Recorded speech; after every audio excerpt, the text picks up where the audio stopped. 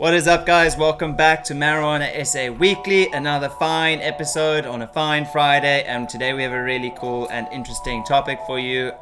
We're basically going to be talking about, is it legal to sell weed in South Africa? So I'm sure a lot of you have been brought here by the thumbnail. We're going to answer those questions. A lot of people are asking. So yeah, we're going to give you a little bit of an update. And yeah, before we jump in, how's things going on your side, Dean? What's up, everyone? Welcome to another episode. Things are going well on my side. Keen to answer the question related to the topic of weed sales. But yeah, so far so good. Enjoying South Africa, enjoying the sunshine. That's what we have left of it, and the end of our season. Yeah. If you guys are listening in on or watching on YouTube, just maybe leave a comment of your thoughts, because it's going to be very controversial. It'll be really nice to see the different opinions. We're probably going to get a little bit triggered. Should be fun, should be exciting. And I also just want to mention we have updated our offering on Spotify. So Marijuana SA Weekly, for those of you who travel a lot and maybe YouTube's not such an option, we have now started updating all of our episodes onto Marijuana SA Weekly on Spotify as well. During my drive to work this morning, I listened to our episode on choosing an LED grow light, and I found it really enjoyable. And also it's just a different platform that we are going to be available on going forward. So you don't get to see our beautiful faces, but you do get to hear the smooth sounds of our voices. And I think that actually applies to it's not just Spotify, it's Apple Music, all the podcast apps, Anchor FM, which is sponsored by Spotify or something. I'm not really sure. No, I think it pushes it out to all of them. So Google Podcasts, it should all be on there wherever you get your so all podcasts. Major listening platforms, as they say. Actually, another thing, I think we might not have cracked the nod from Apple. I don't think they like our no, I don't think Apple, but it's definitely Spotify and Google Podcasts and I know on Podcast Addict I can find us, which is quite cool. But yeah, so guys, cool. Make sure you check us out there. That'll be quite cool. All 100 so episodes are up. We're coming up to episode 100 very soon. But yeah, to the question, is selling of cannabis legal in South Africa? No. No, but let me say this: who doesn't buy weed in South Africa? Exactly. Me, even as an individual who has grown my own weed for many years, when I'm at some person's house and they're like, "Bruh, I've got this extra strong sativa, AAA grade, grown hydroponic," I'm like, "Oh wait, let me try." I gotta have that. Exactly. So I think the purchasing of cannabis is taking place readily and all the time, but according to the man currently, in order to sell weed in South Africa, that would be considered to accept money for weed in South Africa, unless you're doing it for export reasons with a license, that currently as an individual it currently remains illegal. Yeah, that's the complicated part, because it's one of those things it's because it's fully, it's recreationally legal. Just like imagine the logistics of that. Imagine alcohol was recreationally legal, but illegal to buy and sell. I mean, it would illegal just be, and the quantities that you could buy are limited as well. Exactly. So imagine that you couldn't go get 2 6-packs of beers. You can only go get 1 6-pack of beers, because if you have 2 6-packs of beers, now you're dealing beers. So you can only have this much beers to make sure that you're not dealing those beers to other people to buy those beers from you. So that's how it is with cannabis, prescribed amounts. But to consume cannabis in your own home privately is legal. So said purchase cannabis once arrived in my home is now legal cannabis, because it is being consumed in private by an adult. But if I don't have space to grow, or the skills to grow, or the time to grow, or the money to get involved in cultivating, and I still want to smoke, I am going to have to do something illegal first, which is purchase.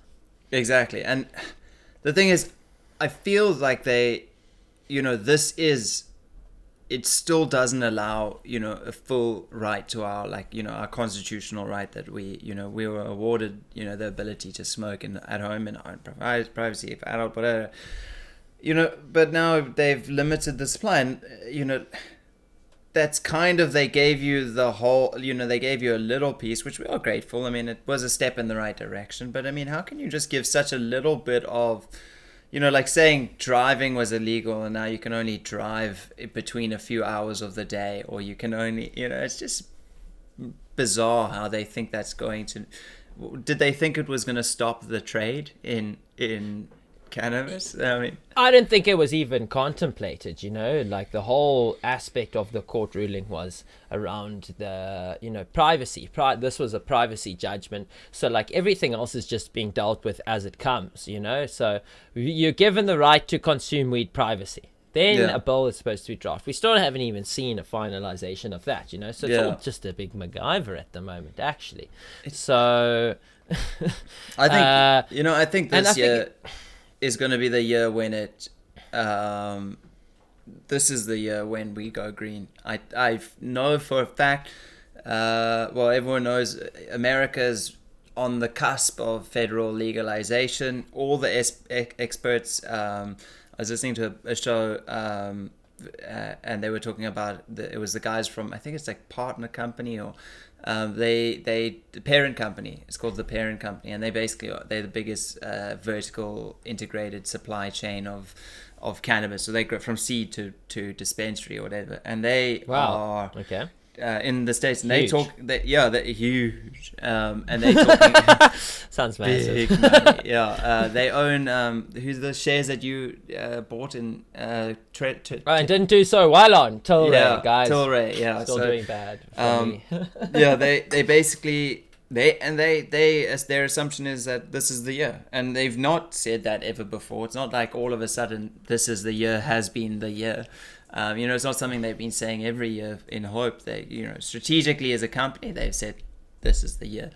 But I mean, federal legalization holds back a lot of it. I mean, as creators in South Africa, we deal with their laws because of the relation to it still being illegal to cult.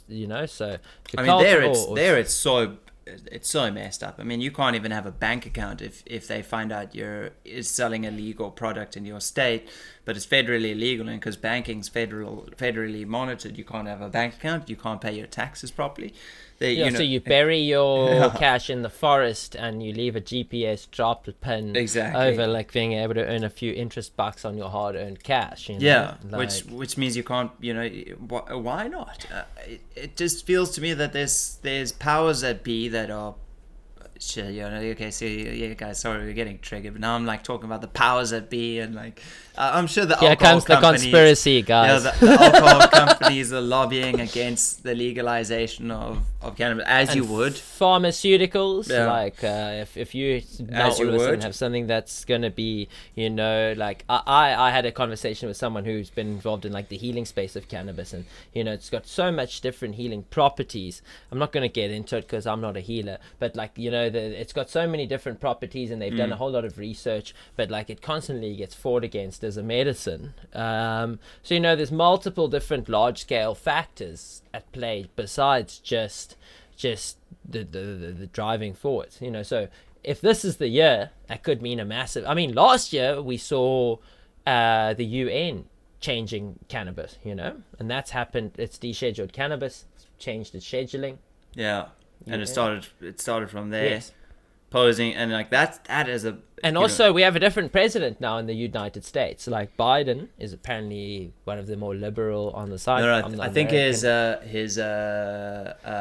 Camilla, his deputy, she is pro cannabis. She's very pro cannabis they I think they a little bit conflicting on their opinions. I mean, I can imagine Biden's an older generation. But I've heard she's also from the research that I've seen, people are more excited about her than him. So for those American viewership, the 30% of the guys are going to watch this. Are we right? Are we wrong? We're South Africans commenting on the UK, the American space, but we are both interested in politics. So there's that aspect as well. But we're not political analysts, but But it's it seems like there's a lot of more positive things in the movement on that side, and the reason often that we come back to talking about it is America is a big power in all of this, and if they can make the change, we hope that the rest of the world will start to go along the same kind of lines. But then if you look back at our own market, we have it, we within our rights have been spoken about here, the right to consume cannabis in private. So we're actually sitting on the forefront of all of this. So everything bad that's happening, or everything that we complain about here, at least our rights have been looked at, So as things develop, I think our market will be developed about what we have the right to do. So we will eventually have the right to consume recreational cannabis, I feel. But we do still have a fight to get to that point, to be able to test your bud and put it to market and sell it as a product. We're not there just yet. In South Africa. But how can you get bud legally in South Africa at the moment? Well, I guess there's the grow your own, which is obviously we condone. Yeah, I was gonna say, I hope you start with grow your own, because technically that is the fully legal way to currently create your own cannabis. How much can we have? That's up to subjectiveness at the moment. There's nothing just down in law yet. There are numbers being bandied around in draft bills, but currently you could cultivate your own cannabis in the private of your own home for personal consumption, and that would make it a legal way for you to purchase or to create your own cannabis. Because there is a cost to that. You got to buy equipment, and you got to buy seed, and you got to buy time, soil, fucking pH meters. You gotta scroll through thousands of web forums, using gigs of data and perving on pictures and LST techniques and shit. So I mean, it's expensive. And it's a very, very, very, very time consuming activity, and not everyone has that time. Not everyone has that skill. Not everyone has that ability. So the other I'm way, not gonna brew my own beer. I it's just maybe occasionally, but fuck, dude. I mean, it's I just want to go and get a beer. And it's fuck. Anyway, yeah. It's annoying that growing your own is the only legal solution. I mean, I guess there's the gifting. There's the gifting economy. I would be able to give you 100 grams of weed or an amount of weed, but I could not ask for anything in return. No financial amount, and also nothing back. I couldn't say, I'll give you 100 grams of weed and you give me a sheep, or I'll give you 100 grams of weed and you give me accommodation at your Airbnb. You can't do shit like that, unfortunately, because then that now counts as a transaction. So legally you couldn't do anything like that. We don't control what anyone does. Don't judge what anyone does. Don't condone it either. Yes, exactly. But it's happening out there, and T's and C's apply. And then the third way, a more popular, or a relatively more popular way recently, would be to associate yourself to an establishment, a private establishment, to then remain within the privacy guidelines. And when in that private establishment, you maybe create a private club style environment, where then in turn you could become a group of friends or individuals who utilize all of your skills together to cultivate, and then make sure that everyone can receive. It's sort of like growing in a household. So if you have four, you're a student or whatever, if you have four flatmates and one of the flatmates grows, but you're all consumers, at the end of the day, I mean, you're in the same household. It's all for private consumption. It's all adult use. I mean, it just would, you're not really buying the weed. You're just compensating for the equipment, and also the time. Of the four guys in the house, maybe only Andrew has the skills to grow, and everyone else is just gonna fucking butcher it. So you'd rather have the person in the household who, at home, I have a housemate who's moved in recently. He smokes, so now we're cultivating his plants and my plants. but he's not a big grower traditionally. So I've been cultivating on his behalf so that we can consume together quality cannabis. You know, he doesn't have, he's keen to learn, so he's practicing. But you know, he doesn't have the experience that I have. So obviously, we'll put the trust into me to cultivate the cannabis. And on a larger scheme of things, you can convert that then into maybe a group of 25 friends who now are all professionals, and you know, 2 of them work full time to make sure that the club operates, but 20 to 23 other people are all part of this environment. And I really like that, because it points to sort of self-regulation, and I mean, there is a professionalism around it. You're not going to pull something like that off without being organized with it. Yeah, and that's the key part of it. I mean, it is, you know, you can't just go and do this all, you know, by the book. It's still illegal, you know, but in the direction of it and all, and how like good people would break bad laws, and you know, it's the right way to start. You know, it's kind of one of those things where the market leads the regulation, rather than the regulation leading the market. And if that's what the market goes towards, it's a safe environment, it's sustainable, it's proven overseas. It's a safer environment, I would say. You know, there's going to be a risk factor level, but if you're doing it properly, you are pushing a professional model forward. And like the more of us who can push it, like Andy was saying, you know, if the more of us can push the professional model, the market can lead the regulation, and then the regulation can look at the market and say, okay, cool, this is working professionally, it's being done well, it's working, let's learn from it. But if it's done badly, then then the system's going to fight against it. You know, if you're doing it badly and you're going just for monetary gain and you don't give a fuck, and then you pushing a cuck model, it's going to just be negative. So it's the community here, it has to take it within itself and say, what do we want to see in South Africa? Exactly. Do we want to see recreational bud sold in a way that's going to benefit everyone, or do we want to see like this very commercial industry, you know? Yeah, and I like the private club model specifically because of that, because it's not one conglomerate. You know, like even if we went down that route, you know, we've got a bit of clout and momentum in the industry, but for us to compete with those guys like the partner company in the States, you know, like they've vertically integrated across the whole supply chain, and you know, multiple dispensaries, it just wouldn't, you know, you would never get that craft cannabis experience. You know, you would just get cannabis, you know, like commercialized retail, you know, bud or whatever. So very passionate topic.